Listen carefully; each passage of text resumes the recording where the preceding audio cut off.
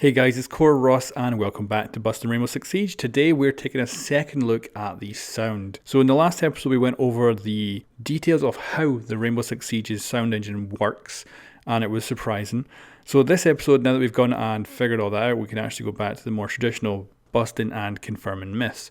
Now you're also going to be able to see the audio track on the left and right side of the screen visually, along with actually listening to it, so you don't have to wear headphones if you don't want to, and that way you can see the differences between the different audios. Anyway guys, enjoy. So the first myth is, can you identify different armored operators based on the sound they make above you or below you? So let's listen. So that was Ella. I wouldn't say she sounded particularly light or anything. I wouldn't have said that was a one armor operator for sure.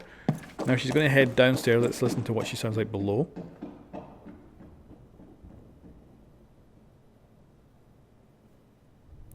Really quiet. You heard her go down the stairs, but then after that she disappeared, I would say, completely. Let's move on to a 2 armor operator now. So we've got smoke going above us. Let's listen.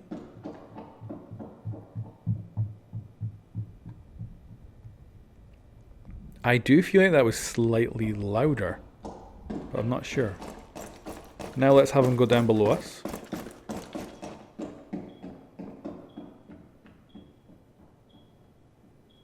He does fade away, but it did sound like it was a little bit later. Not too sure about the below, but I do think he sounded louder above. We'll have to check that though. So now the 3 armor operator, so Maestro's heading upstairs. Let's listen. Again, I do feel like that's slightly louder than the previous one, but it's not like a different noise though.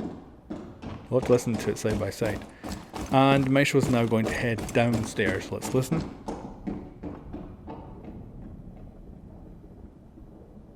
He kind of seems to fade away as well. Yeah, so not so sure about downstairs. Let's listen to these side by side.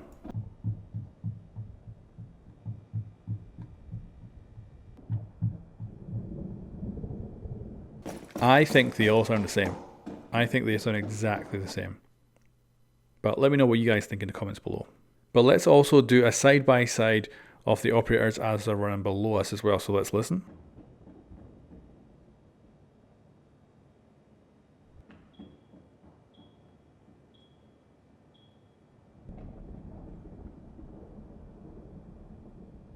So I would say there's no discernible difference between the different armor levels running around above you or below you. But something I will take away from this is that flanking from below an enemy is probably way quieter than flanking from above. So if you have the option to go from below, seems to be the best bet. But I think this myth is busted. Now this is of course intact ceilings, intact floors. We're going to go over floors with actual holes in them later. But for completely intact ceilings and completely intact floors, I didn't really hear any kind of a difference between the operators. So the next myth is, can you confuse the enemy by putting holes in the floors or the ceilings? So if someone's above you, they sound like this. So a very distinct noise. You can see the directional audio is quite good. And you can clearly hear that above you is kind of this thumping noise. Which would make sense for someone moving around above you. But let's blow a hole and have a listen.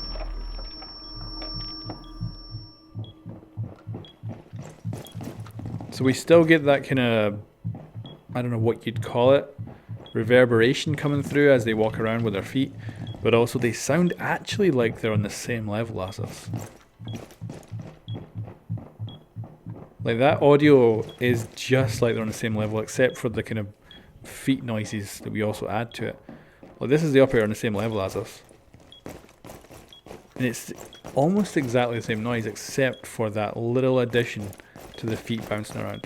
But it's quite amazing how it does just end up being the audio you would get if you were actually there. Now this is what they sound like if they're below you, with the hole. And it's definitely, you don't have that bouncy reverberation going through the floor to you. Instead, it sounds lighter. It sounds like it's kind of coming from below instead, which of course makes sense. That's how it should sound. And that's quite interesting. So certainly putting a bunch of holes in the floor could confuse an enemy on where you are, because certainly blowing a hole above the enemy does make that audio sound like you're there.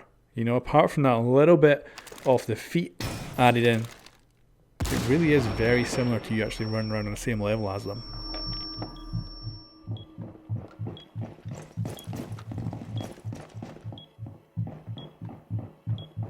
So I'm going to say that's actually somewhat confirmed, because if someone's not paying really good attention, they might actually think you're on the same level as them, because it sounds super similar.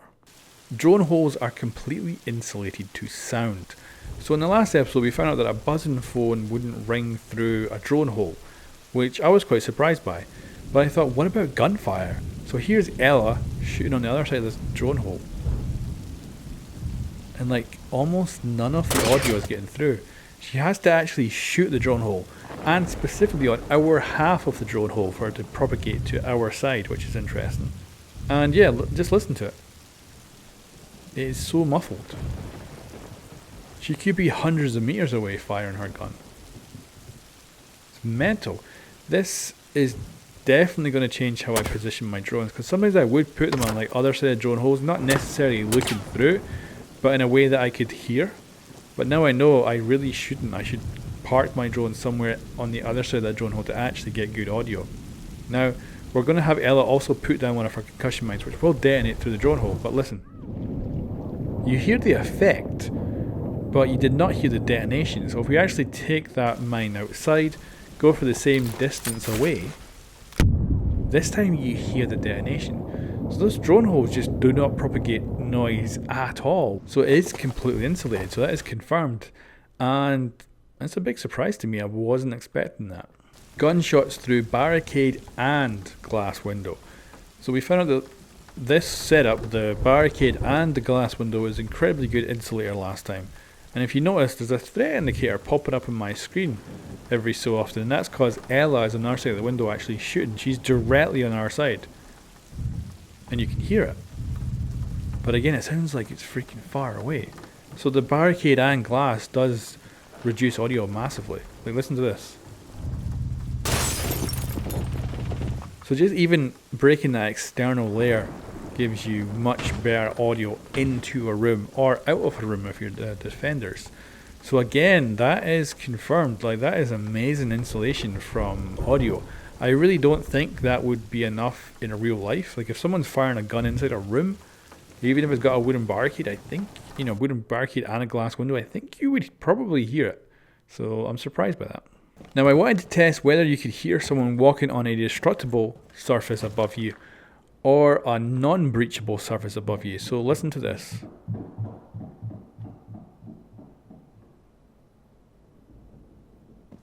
So that was someone above us on a non-breachable surface. This is a breachable surface.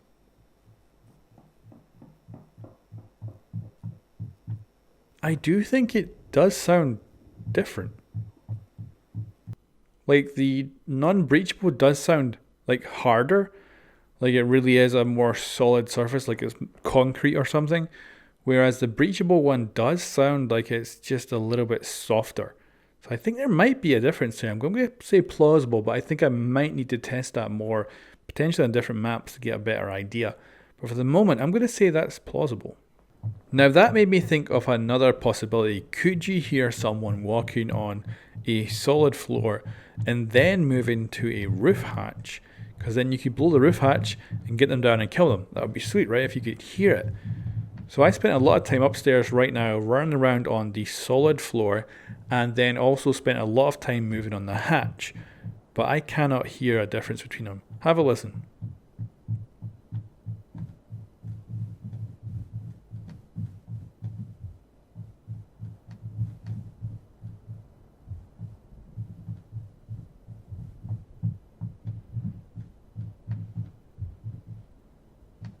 So I think that sounds the same. Like, I don't think there's any difference there. I think the transition between both of them sound exactly the same. So I'm going to say busted on that. Can you identify gunshots above or below you? So have a listen to these three examples. So that was Maestro with his AA-12 shotgun. So So that's him on the same level as us, nice and loud. You probably got that one when guessing it, but listen to this. That's the one above us. Quite quiet, right? So now he's going to go downstairs and do the same. Have a listen. So that was quite surprising for me. The one below us, to me, is the clearest and doesn't have much reverberation to it. It sounds a lot like the original, but just a little bit quieter. Whereas the one above us has a distinct reverberation about it, which is the opposite of what I thought it would be. I thought we'd have more reverberation from the one below us and less from the one above us, but that doesn't seem to be the case. Have a listen and see what you think.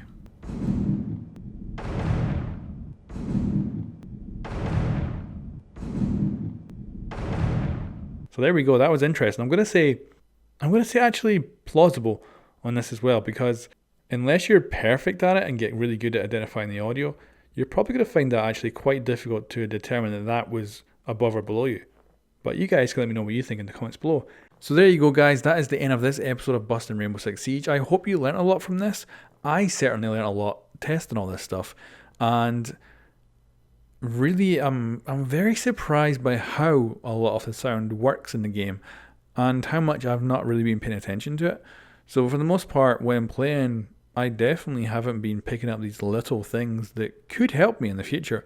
And certainly stuff like just the really simple stuff like the drone holes, that just means I'm going to position my drones so much differently from how I did. And not necessarily going to improve my aim or anything, but I might at least be able to help my teammates identify where an enemy is at the right time. Anyway guys, thank you very much for watching, and I'll catch you next time.